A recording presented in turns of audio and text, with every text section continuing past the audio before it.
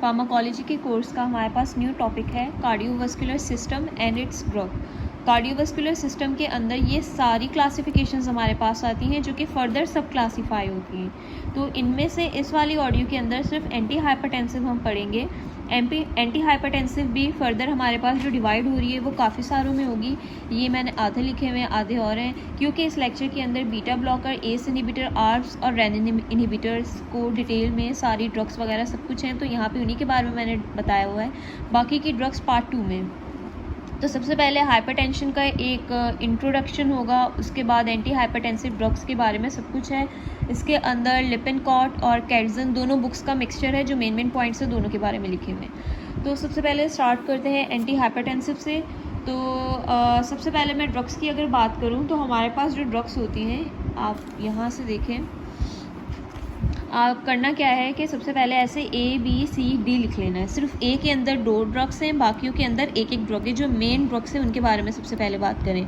A के अंदर हमारे पास 2 ड्रग्स हैं। पहली है एस इनहिबिटर जिसको एंजियोटेंसिन कन्वर्टिंग एंजाइम इनहिबिटर्स भी कहा जाता है। दूसरी है आर्ब्स जिसको एंजियोटेंसिन 2 रिसेप्टर ब्लॉकर कहा जाता है। उसके बाद बी के अंदर बीटा ब्लॉकर्स हैं। सी में कैल्शियम चैनल ब्लॉकर्स जिनको long lasting calcium channel blockers भी कहा जाता है। उसके बाद डी के अंदर डायूरेटिक्स हमारे पास हैं।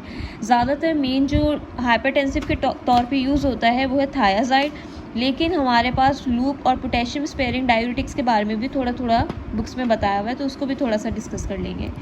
अब यहाँ पे ये जो सब लिखा है ये सब सुफिक्स हैं, यानी कि इनकी जितनी भी ड्रग्स होंगी उनके एंड में ये वर्ड लाजमी होगा। इससे क्या होगा कि ड्रग को इजीली आइडेंटिफाई कर सकते हैं कि कौन सी क्लास के अंदर है। एस इनहिबिटर की हर ड्रग के एंड में प्रिल होगा, आर्ब्स की हर ड्रग के एंड में साटिन होगा, अल्फा 1 ब्लॉकर्स की ड्रग के एंड में जोसिन होगा, बीटा ब्लॉकर्स के एंड में लॉल लिखा होगा, कैल्शियम चैनल ब्लॉकर्स के एंड में डिपीन होगा, ये लाजमी तौर पे। अब सबसे पहले ब्लड प्रेशर की बात की जाए तो ब्लड प्रेशर हाइपरटेंशन का मतलब होता है, हाइपरटेंशन की टर्म का मतलब होता है हाई बीपी। अच्छा, बीपी की हमारे पास इक्वेशन है blood pressure is equals to cardiac output into systemic vascular resistance, यानी BP is equals to CO into SVR। SVR का दूसरा नाम TPR यानी कि टोटल पेरिफेरल रेजिस्टेंस भी होता है और PVR पेरिफेरल वस्कुलर रेजिस्टेंस भी होता है। सबसे पहले अब मैं कार्डिक आउटपुट को फर्दर देखूंगी तो कार्डिक आउटपुट की जो होता है ये 2 चीज़ों से मिलकर बनता है, heart rate into stroke volume, और SVR का मतलब होता है diameter of the blood vessels. हमारे पास जितनी भी हाइपरटेंसिव ये ड्रग्स से ऊपर जो मैंने बताई हुई हैं ये सारी की सारी ड्रग इसी इक्वेशन के ऊपर लाई कर रही हैं, मतलब इनमें से किसी ना किसी चीज़ को कम या किसी ना किसी चीज़ को ज़्यादा करेंगे जिससे हमारे बीपी कम या ज़्यादा होता है। तो एंटी हाइपरटेंसिव की तमाम ड्रग्स का काम इन्हीं के ऊपर है, जिसमें कार्डिक आउटपुट, SVR, HR और SV वगैरह कुछ भी हो सकता है। अब इन ड्रग्स के बारे में अगर थोड़ा थोड़ा डिटेल में पढ़ा जाए तो सबसे पहले हम बात करते हैं एस इनहिबिटर्स के बारे में। जो हमारे पास एस इनहिबिटर है ये स्टॉप करता है प्रोडक्शन ऑफ द आर्ब्स। आर्ब्स का हमारी बॉडी में 2 काम है। सबसे पहले ये हमारी बॉडी में वैसो कंस्ट्रिक्शन करवाता है ब्लड वेसल्स के डायमीटर को कम करके, जिसकी वजह से सिस्टमिक वस्कुलर रेजिस्टेंस जो हमारी बॉडी में है वो भी वो इंक्रीज़ हो जाती है और हमारा बीपी इंक्रीज़ हो जाता है। एक ऑब्वियस सी बात है कि अगर एक ब्लड वेसल ऐसी है और उसके अंदर से ब्लड पास हो रहा है तो वो इजीली फ्लो होगा बगैर किसी रेजिस्टेंस के। एक का डायमीटर अगर कंस्ट्रिक्ट कर दिया जाएगा तो उसके अंदर से पास होने वाले ब्लड पे एक रेजिस्टेंस होगी जिसको सिस्टमिक वस्कुलर रेजिस्टेंस कहते हैं। तो वेजो कंस्ट्रिक्शन में डायमीटर कम होने की वजह से वेजो कंस्ट्रिक्शन होती है और उसकी वजह से एक रेजिस्टेंस पैदा होती है जो हमारे बीपी को इंक्रीज़ करेगी, बीपी यानी कि ब्लड प्रेशर। दूसरा काम क्या है आर्ब्स का कि ये हमारी बॉडी में ब्लड वॉल्यूम को इंक्रीज़ होने से रोकता है। जितना ज़्यादा ब्लड वॉल्यूम होगा उतना ज़्यादा बीपी होगा। तो अगर ब्लड वॉल्यूम कम होगा तो स्ट्रोक वॉल्यूम कम होगा, कार्डिक आउटपुट कम होगा और बीपी कम होगा हमारे पास। अब आर्ब्स की बात करें तो आर्ब्स का वही मैकेनिज्म ऑफ एक्शन है जो ऊपर बताया। सबसे पहले कि सिस्टमिक वस्कुलर रेजिस्टेंस को कम करता है ताकि बीपी कम रहे, और वो किस तरीके से है कि ब्लड वेसल्स का जो डायमीटर है उसको इंक्रीज़ करता है। दूसरा स्ट्रोक वॉल्यूम है, अगर बॉडी में स्ट्रोक वॉल्यूम बढ़ेगा तो बीपी बढ़ेगा, तो हम ब्लड वॉल्यूम को कम रखते हैं जिसकी वजह से स्ट्रोक वॉल्यूम भी कम रहता है। तो आर्ब्स का ये 2 काम है। उसके बाद हमारे पास है beta blockers stop heart rate from beating so fast, यानी कि इनका काम होता है हार्ट रेट पे हार्ट फेलियर के पेशेंट्स वगैरह, उनके लिए ये एंटी हाइपरटेंसिव हार्ट फेलियर के पेशेंट को दी जाएँ ये वाली बीटा ब्लॉकर्स, तो बहुत ज़्यादा इफ़ेक्टिव होती हैं, क्योंकि ये बगैर किसी कार्डियक आउटपुट को इंक्रीज़ किए या उसके रेट को अल्टर किए ये हमारी बॉडी में बीपी को इंक्रीज़ होने से रोकती हैं। तीसरी चीज़ हमारे पास है कैल्शियम चैनल ब्लॉकर्स। जैसा कि हमें पता है कि हमारी बॉडी में जितनी भी कॉन्ट्रैक्टिलिटी हो रही होती है स्मूथ मसल्स में, वो कैल्शियम इन्फ्लक्स की वजह से होती है। तो अगर कैल्शियम इन्फ्लक्स रुक जाएगा, कॉन्ट्रैक्टिलिटी नहीं होगी, कंस्ट्रिक्शन नहीं होगी, तो ऑब्वियस सी बात है जो हमारे पास बीपी है वो इंक्रीज़ नहीं हो पाएगा। तो कैल्शियम चैनल ब्लॉकर्स जो होते हैं ये इसीलिए होते हैं कि हमारा जो हार्ट है वो कम से कम पंप करे, उस पर ज़्यादा लोड ना पड़ सके और उसमें से ईजिली ब्लड फ्लो कर जाए और बीपी हमारा नॉर्मल रहे, यानी कि कम रहे। उसके बाद है डायूरेटिक्स। डायूरेटिक्स का नॉर्मल मैकेनिज्म ऑफ एक्शन ये होता है कि हमारी बॉडी में सर्कुलेट होने वाला जितना भी फ्लूइड होता है, प्लाज्मा फ्लूइड हो गया, ब्लड में जितना आपका हो गया, ये सारी चीज़ों में जो सोडियम पोटेशियम वगैरह होते हैं, ब्लड वॉल्यूम जिनको कहा जाता है, तो डायूरेटिक्स उनको कम करते हैं। हमारे पास जितने भी सोडियम या वाटर रीएब्जॉर्प्शन हो रही होती है उनको ये इनहिबिट करते हैं और यूरिन के थ्रू बॉडी से निकाल देते हैं, जिसकी वजह से ब्लड वॉल्यूम इंक्रीज़ नहीं हो पाता। तो डायूरेटिक्स का ये काम, इनको फर्दर डिटेल में जब इनका टॉपिक पढ़ेंगे तो वहाँ पे पढ़ लेंगे। अच्छा, जितनी भी हाइपरटेंशन मेडिकेशन है ये मैंने बता दिया कि वो बीपी को अफेक्ट कर रही होती हैं। उसके बाद अब बात करते हैं सिस्टोलिक बीपी की। दो तरीके के हमारे पास ब्लड प्रेशर में होते हैं, एक होता है सिस्टोलिक बीपी और दूसरा हमारे पास होता है डायस्टोलिक बीपी। सिस्टोलिक बीपी का मतलब है कि जब हमारा हार्ट कॉन्ट्रैक्ट होता है और ब्लड को पुश करता है तो उस टाइम पे ब्लड बहुत ज़्यादा हाईएस्ट प्रेशर पे होता है, तो वहाँ पे जो एक वैल्यू आती है उसको सिस्टोलिक बीपी कहा जाता है। दूसरी चीज़ डायस्टोलिक, जब हमारा हार्ट रिलैक्सड होता है और जो ब्लड है वो पुश अपॉन द वॉल्स होता है, हमारा ब्लड बैक मतलब वॉल्स की तरफ दोबारा ब्लड जाके जो लग रहा होता है, एक रेस्ट पोजीशन पे जब हार्ट होता है तो वहाँ पे वो डायस्टोलिक बीपी होता है। अब स्टेजेस ऑफ हार्ट के बीपी की बात की जाए तो हमारे पास 4 स्टेजेस होती हैं। अच्छा, ये हमारे पास जो ऊपर वैल्यू है हमारे पास नॉमिनेटर में, ये हमारे पास सिस्टोलिक ही है और डिनोमिनेटर में हमारे पास डायस्टोलिक वैल्यू है। नॉर्मल बीपी में सिस्टोलिक हमारे पास जो है लेस देन 120 और डायस्टोलिक लेस देन 80 mmHg होना चाहिए। अगर बीपी हमारे पास 120 से 129 तक हो जाएगा तो ये हमारे पास एलिवेटेड बीपी होगा, और अगर डायस्टोलिक बीपी हमारा जो है लेस देन 80 ही रहना चाहिए, ये सेम है। उसके बाद स्टेज 1 हाइपरटेंशन के अंदर अगर हमारे पास जो बीपी है 130 से 139 तक हो जाएगा और डायस्टोलिक 80 से 89, तो वो हमारे पास स्टेज 1 हाइपरटेंशन होगा। Same as it is in stage 2 hypertension, अगर सिस्टोलिक इक्वल टू और ग्रेटर देन 140 होगा, डायस्टोलिक इक्वल टू और लेस देन 90 होगा, हमारे ग्रेटर देन 90 होगा हमारे पास, तो वो स्टेज 2 हाइपरटेंशन जिसको हाइपरटेंशन कहा जाता है। ये हमारे पास प्री हाइपरटेंशन है और ये हमारे पास हाइपरटेंशन है। अच्छा, पेपर में बहुत बार अगर प्री हाइपरटेंशन पूछ लिया जाए तो वो इन दो वैल्यूज़ की दो जो हमारे पास ये स्टेजेस हैं इन दोनों की वैल्यूज़ को सम अप करेंगे तो प्री हाइपरटेंशन होगा।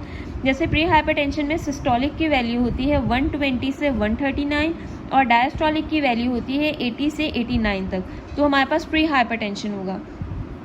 अब बात करते हैं इसी चीज़ के बारे में जो ऊपर पड़ा बीपी की इक्वेशन के बारे में थोड़ा सा डिटेल में, कि कार्डिक आउटपुट क्या होता है और एसवीआर क्या होता है। जो कार्डिक आउटपुट हमारे पास है ये हमारे पास वो वॉल्यूम ऑफ ब्लड होता है जो कि इजेक्ट होता है हार्ट से पर मिनट के हिसाब से, मतलब हमारा हार्ट जो है हर 1 मिनट में कुछ अमाउंट ऑफ वॉल्यूम को इजेक्ट कर रहा होता है अपने अंदर से, उसको कार्डिक आउटपुट कहा जाता है। उसके बाद है एसवीआर। एसवीआर को सिस्टमिक वस्कुलर रेजिस्टेंस भी कहा जाता है, पेरिफेरल वस्कुलर रेजिस्टेंस भी कहा जाता है और टोटल पेरिफेरल रेजिस्टेंस भी कहा जाता है। It is the resistance that blood encounter through the blood vessels and basically has to do with the diameter of the blood vessel। यानी कि जो ये सिस्टमिक वस्कुलर रेजिस्टेंस है इसका सारा काम हमारा डायमीटर जो ब्लड वेसल्स है उसके साथ है, और इसमें हमारे पास जो है जो हमने रेजिस्टेंस पीछे पड़ी कि जितनी ज़्यादा हमारी डायमीटर बड़ा होगा उतनी कम एसवीआर होगा, जितना डायमीटर कम होगा उतना ज़्यादा एसवीआर होगा। एसवीआर ज़्यादा होने की वजह से प्रेशर ज़्यादा पड़ेगा और बीपी हमारे पास ज़्यादा होगा। अब अगर बात की जाए नेक्स्ट थिंग हमारे पास थोड़ा और डिटेल में कार्डिक आउटपुट को पढ़ें तो कार्डिक आउटपुट हमारे पास क्या होता है कि stroke volume into heart rate.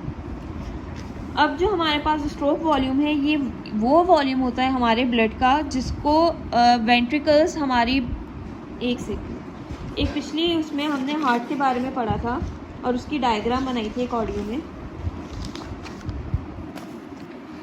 ये हमारे पास हार्ट का स्ट्रक्चर है, इसमें ऊपर आर्ट्रियम होते हैं और नीचे हमारे पास वेंट्रिकल्स होते हैं। जब हमारे पास वेंट्रिकल कॉन्ट्रैक्ट होता है तो इसके अंदर मौजूद ब्लड जो है वो यहाँ से आयोटा में जाता है आयोटिक वाल्व के थ्रू, और फिर वो बॉडी में दोबारा चला जाता है। ये मैकेनिज्म होता है हार्ट के अंदर ब्लड पंप होने का। तो जब भी वेंट्रिकल्स हमारे पास कॉन्ट्रैक्ट होंगी तो वो 70 ml ऑफ ब्लड को अपने अंदर से पंप आउट कर देंगी। तो ये जो 70 ml ब्लड पंप आउट होगा इसको हम कहते हैं स्ट्रोक वॉल्यूम। उसके बाद हमारे पास दूसरी चीज़ है हार्ट रेट। हमारा इसका मतलब है कि हमारा हार्ट पर मिनट के हिसाब से कितनी बार बीट करता है, उसको हार्ट रेट कहते हैं। तो अगर स्ट्रोक वॉल्यूम को मतलब कार्डिक आउटपुट होता है हमारे पास heart rate into stroke volume. Heart rate हमारे पास होता है 70 से 75 बीट्स पर मिनट और स्ट्रोक वॉल्यूम 70 ml। तो अगर मैं इसका निकालूँ मतलब 75, ये वाली वैल्यू रखूँ 75 इंटू 70, तो ये मेरे पास कुछ बन जाएगी 5000 समथिंग कोई अमाउंट बन जाएगी ml। क्योंकि हमारे पास बॉडी के अंदर जितना भी फ्लूइड है वो लीटर में होता है, तो ये मेरे पास अप्रॉक्सीमेटली 5 लीटर पर मिनट, ये मेरे पास आ गया कार्डियक आउटपुट की एक वैल्यू। अब मैं अगर सिस्टमिक वस्कुलर रेजिस्टेंस यानी कि SVR की बात करूं तो उसमें मैंने बताया कि जितना ज़्यादा लार्ज डायमीटर होगा ब्लड वेजल्स का उतना कम हमारे पास SVR होगा, यानी कि ज़्यादा डायमीटर होगा तो कम SVR होगा। और दूसरी चीज़ मैंने क्या बताई कि अगर जितना कम डायमीटर होगा, ये एक दूसरे से इनडायरेक्टली रिलेट करें, तो उतना ज़्यादा SVR होगा हमारे पास। SVR में जितना भी ब्लड होता है, SVR ब्लड जो हमारे पास होता है मतलब रेजिस्टेंस की वजह से ज़ाहिर है ब्लड है, तो वो ब्लड मूव करने में उसको बहुत ज़्यादा मुश्किल हो रही होती है, जिसकी वजह से BP इंक्रीज़ हो जाता है। तो SVR जब भी बॉडी में हाई होगा तो वो हाई BP कॉज करेगा। तो जितने भी हमारे पास फैक्टर्स हमने पढ़े कार्डिक आउटपुट की इक्वेशन के अंदर, वो सभी हमारे पास BP को इंक्रीज़ करें। जैसे कार्डिक आउटपुट हो गया और उसके अलावा BP के अंदर cardiac output, SVR, HR, SV, ये जितने भी हैं ये सब के सब हमारे पास BP को इंक्रीज़ करें, यानी कोई एक चीज़ इंक्रीज़ होगी तो अल्टीमेटली दूसरी चीज़ भी इंक्रीज़ हो जाएगी। अब हमारे पास एक ये जो कार्डिक आउटपुट की है ये दोबारा इक्वेशन है, BP is equals to cardiac output into SVR। Cardiac output का फॉर्मूला है HR इंटू SV हमारे पास यानी कि स्ट्रोक वॉल्यूम दो चीज़ों से बनता है, ब्लड वॉल्यूम और कॉन्ट्रैक्टिलिटी से। अब ये जो ऑरेंज वाले हाईलाइटेड पार्ट हैं यानी कि heart rate, blood volume, contractility और SVR जो हमारे पास हैं, एक तरीके से कार्डिक आउटपुट और SVR दोनों जो मेन है उन्हीं की बात हुई। हमारे पास मेजर फैक्टर्स हैं जो कि BP को अफेक्ट कर रहे होते हैं। अब हमारे पास ये मैकेनिज्म ऑफ एक्शन क्या होता है हाइपरटेंशन का, कि सबसे पहले तो अगर SVR को कम कर देंगे ब्लड वेसल्स को डायलेट करके, तो हमारे पास अल्टीमेटली BP भी कम हो जाएगा। दूसरा, अगर हार्ट रेट को कम कर देंगे सिंपैथेटिक नर्वस सिस्टम इनोवेशन के थ्रू, अगर हम उस सिंपैथेटिक नर्वस सिस्टम इनोवेशन को हम अगर स्टॉप कर देंगे तो हमारे पास क्या होगा कि हार्ट रेट अल्टीमेटली रिड्यूस हो जाएगा, जिसकी वजह से BP कम हो जाएगा।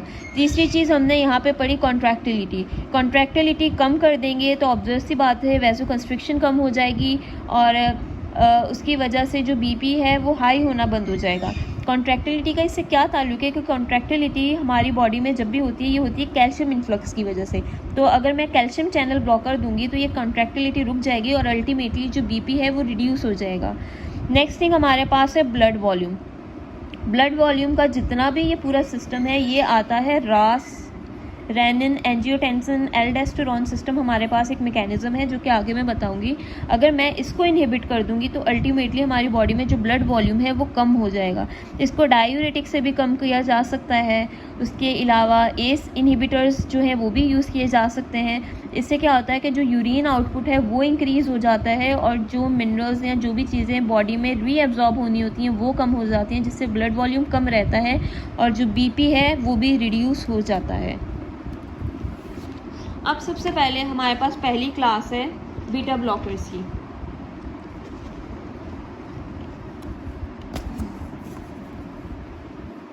बीटा ब्लॉकर्स का दूसरा नाम beta Adreno receptor blocking agent भी है। और बीटा ब्लॉकर्स के अंदर क्लासीफाई मतलब डिवाइड करके इनको अगर हम पढ़ें तो हमारे पास जो ड्रग हैं वो मेनली दो तरीके की हैं, सिलेक्टिव बीटा 1 ब्लॉकर और non selective beta 1 blockers.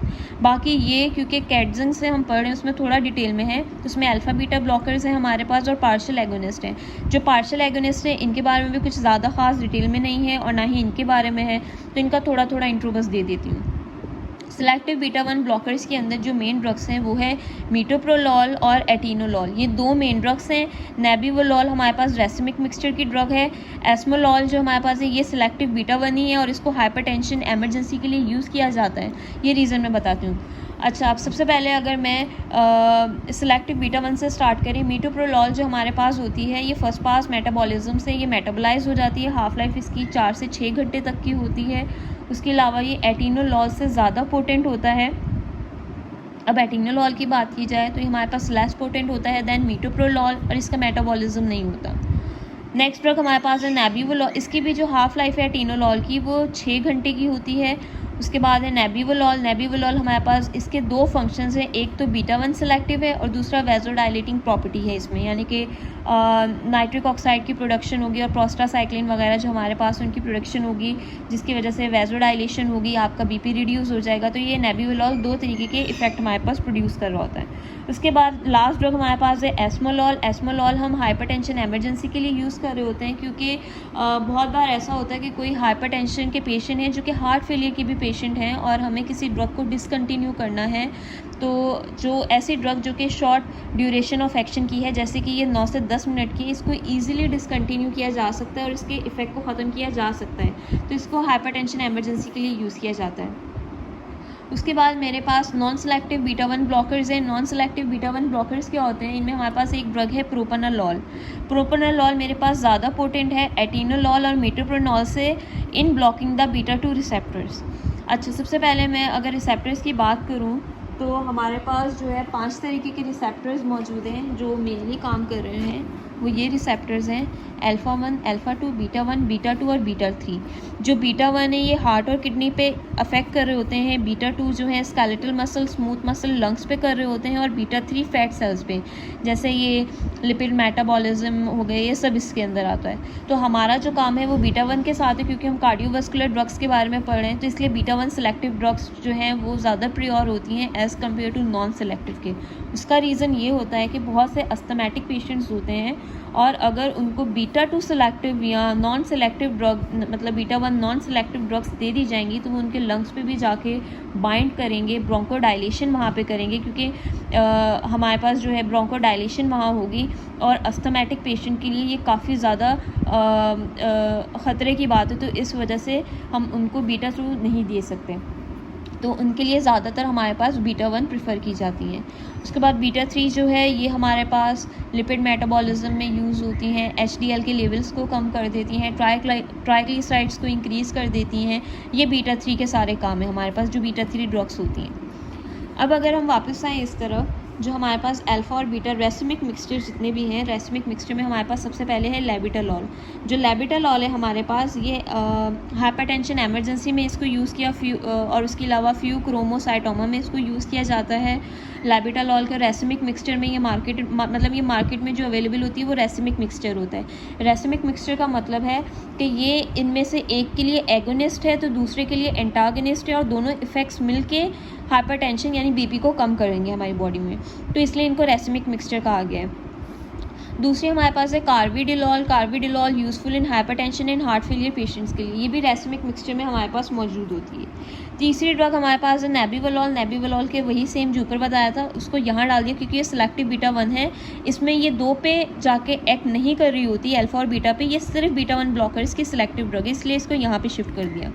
Last हमारे पास है पार्शियल एगोनिस्ट। पार्शियल एगोनिस्ट हमारे पास वो होते हैं जो कि अल्फ़ा 1, बीटा 1 और बीटा 2 रिसेप्टर्स पे जाके एक्ट कर रहे होते हैं। इसमें 3 ड्रग्स हैं, पिंडोलॉल, एसीटोब्यूटालॉल और पेनब्यूटालॉल। 3 ड्रग्स इसके अंदर हैं। ये बीटा ब्लॉकर्स हैं जिनमें कुछ सिंपैथोमाइमेटिक एक्टिविटी भी बीटा ब्लॉकर होने के साथ साथ पाई जाती है। अच्छा, यहाँ पे मेरे पास 3 ड्रग हैं, मीटोप्रोलॉल, प्रोपनालॉल और एक मेरे पास है ये एस्मोलॉल। ये 3 ड्रग्स हैं जो कि आईवी फॉर्मुलेशन में मेरे पास अवेलेबल होती हैं। इनके अलावा बीटा ब्लॉकर्स जो हैं वो ज़्यादातर ओरली एक्टिव होते हैं हाइपरटेंशन के ट्रीटमेंट के लिए।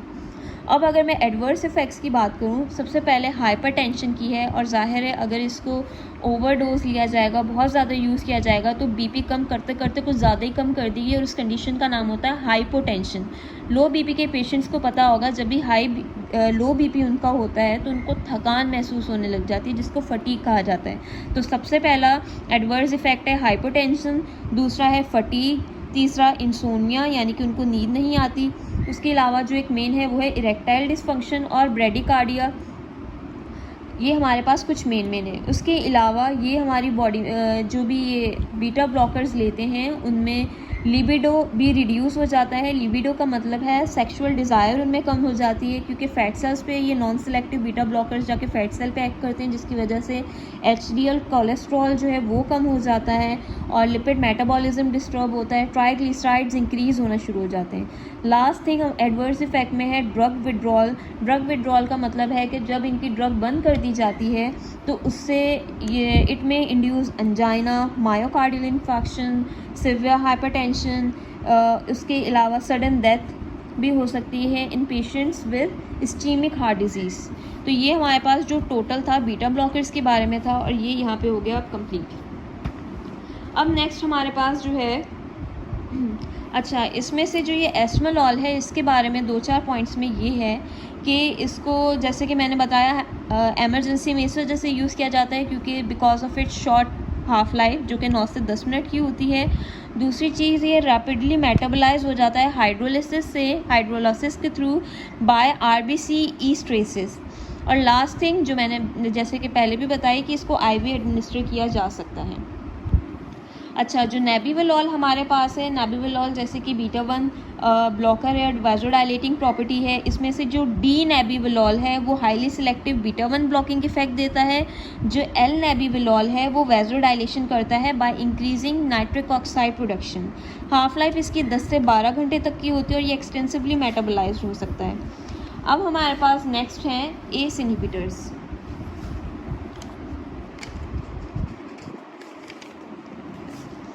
एस इनहिबिटर्स कोई किसी में इसकी ड्रग्स क्लासीफाई नहीं है, बट आराम से याद रह जाएं उसके लिए मैंने इसको 2 कॉलम में क्लासीफाई किया है। सबसे पहले है first line treatment of hypertension, और उसके अलावा long acting members of the class यानी कि एस इनहिबिटर्स जो कि एंजियोटेंसिन कन्वर्टिंग एंजाइम है उनके बारे में। फर्स्ट लाइन ट्रीटमेंट के अंदर 3 ड्रग्स हैं, इनाप्रिल, लिजिनोप्रिल और कैप्टोप्रिल। अच्छा, एस इनहिबिटर्स की जितनी भी ड्रग है उनके एंड में जो सुफिक्स आएगा वो प्रिल लिखा होगा, तो वो इस एस इनहिबिटर्स की ड्रग होंगी। वैसे इसके अंदर टोटल 10 ड्रग्स हैं, लेकिन जो जिनके मैकेनिज्म्स वगैरह बताए हुए हैं 3, 1, 4 और 5 ड्रग्स के बारे में सिर्फ बताया, बाकियों के सिर्फ नाम याद रखने। अच्छा, सबसे पहले मैं एस इनहिबिटर्स की अगर मैकेनिज्म ऑफ एक्शन की बात करूं तो ये हमारी बॉडी में बीपी को डिक्रीज़ करते हैं by decrease the peripheral vascular resistance without increase cardiac output, heart rate and contractility. S inhibitors जो है एस को ब्लॉक करते हैं। एस हमारे पास आता है रास के मैकेनिज्म, मैं आपको दिखाती हूँ। ये हमारे पास सारा रास का मैकेनिज्म में रेनिन एंजियोटेंसिन एल्डोस्टेरोन सिस्टम। सबसे पहले मैं इस साइकिल को थोड़ा डिटेल में बता देती हूँ। इसके अंदर क्या है कि हमारे पास लिवर में से एंजियोटेंसिनोजन रिलीज़ होता है और किडनी के जक्स्ट्रा ग्लोमेरुलर सेल्स होते हैं JGC, जिनके अंदर से रेनिन रिलीज़ होता है। ये रेनिन क्या करता है, एंजियोटेंसिनोजिन को एंजियोटेंसिन 1 में कन्वर्ट करता है।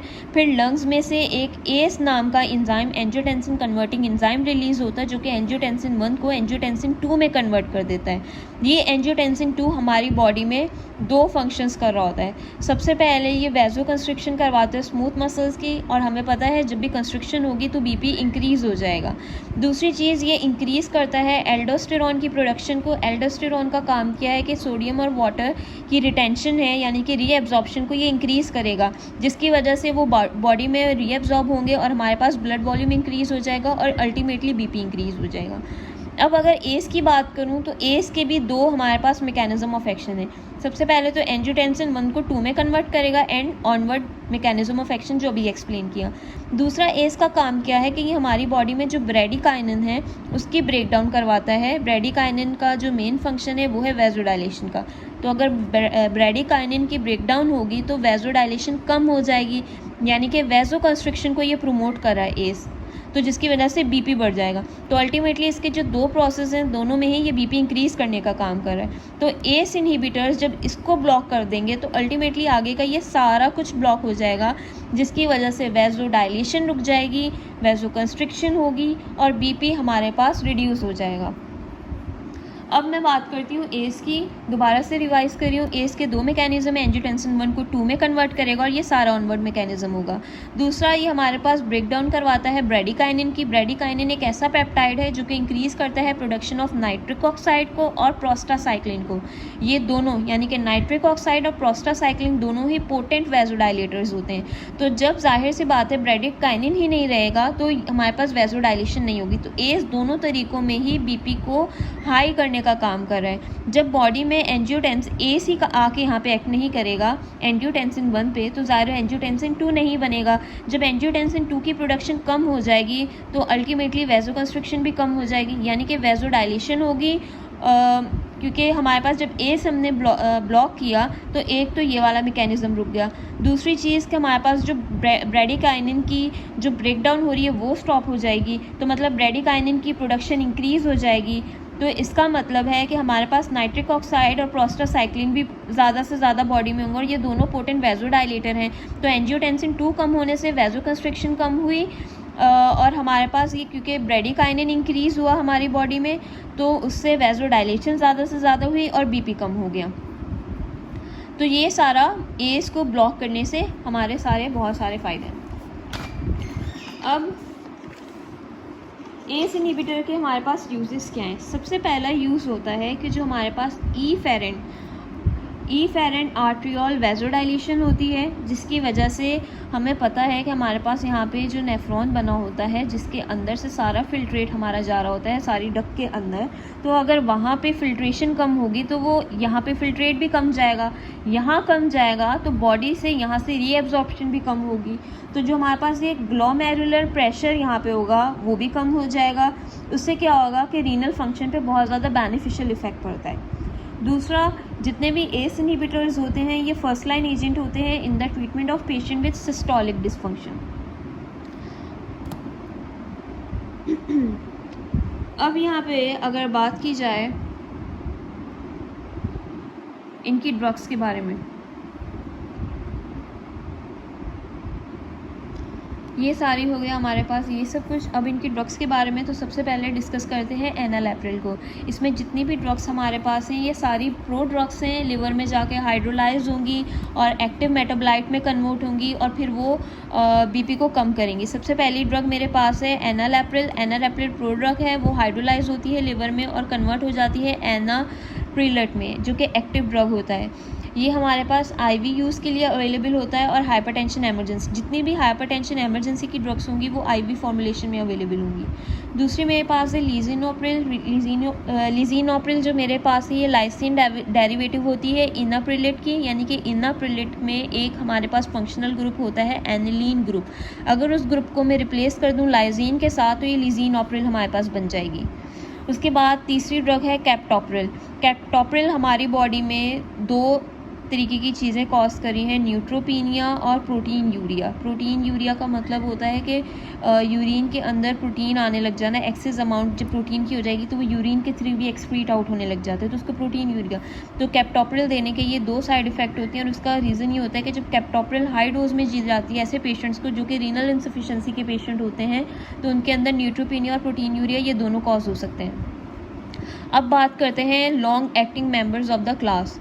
उसमें ये हमारे पास सब हैं जिसमें फॉसिनोप्रिल, बेंजानोप्रिल, मोएक्सिनोप्रिल, पी इंडोप्रिल, कोइनाप्रिल, रेमिप्रिल और ट्रांडोलाप्रिल, ये सारी ड्रग्स हैं। इसमें से अगर मैं सिर्फ फॉसिनोप्रिल और मोएक्सिप्रिल, ये दो ड्रग्स ऐसी सिर्फ एस इनहिबिटर्स हैं जो कि प्राइमरीली एलिमिनेट नहीं हो सकती किडनी से।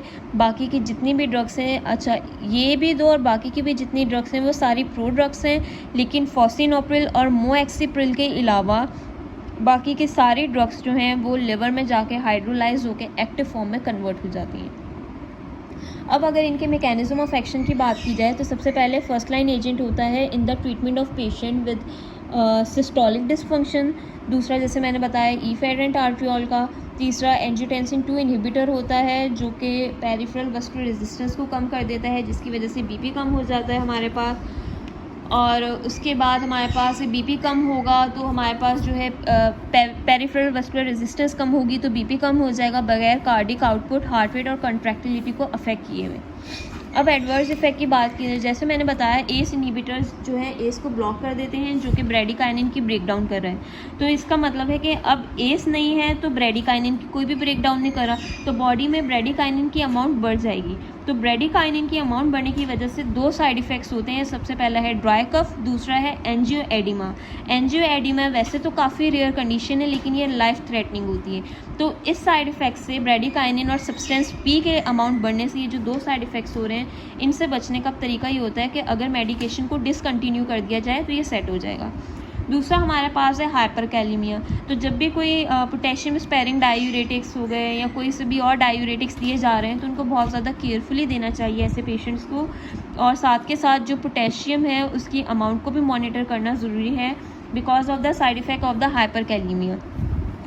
तीसरा एडवर्स इफेक्ट है कि इसको प्रेग्नेंट वुमेन में नहीं देना चाहिए क्योंकि ये फीटल मालफॉर्मेशन इंड्यूस करवा सकता है।